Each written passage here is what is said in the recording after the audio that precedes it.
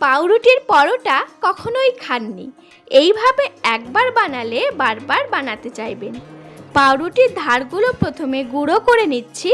এবার 1 কাপ চালের গুঁড়ো, 1 কাপ ময়দা, 1 কাপ সুজির গুঁড়ো আর 1 কাপ পাউরুটির গুঁড়ো দিয়ে মিশিয়ে হাফ চামচ লবণ দিলাম। এবার ভালো করে মেখে নিয়ে গরম জল ঢেলে দেব। একদম রুটির নরম ডোয়ের মতো করে মেখে নেব। মাখাটা যেন নরম আর মোলায়েম হয়।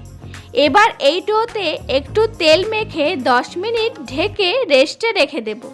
তারপর লেচি কেটে পাতলা রুটির মতো বেলে নিয়ে সব ধারেই কর্নফ্লাওয়ার লাগিয়ে এইভাবে ধারগুলো ভাঁজ করে আরেকটা ভাঁজ দিয়ে বেলে নেব।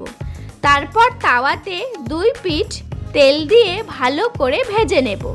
ব্যাস, তাহলেই পাউরুটির পরোটা তৈরি।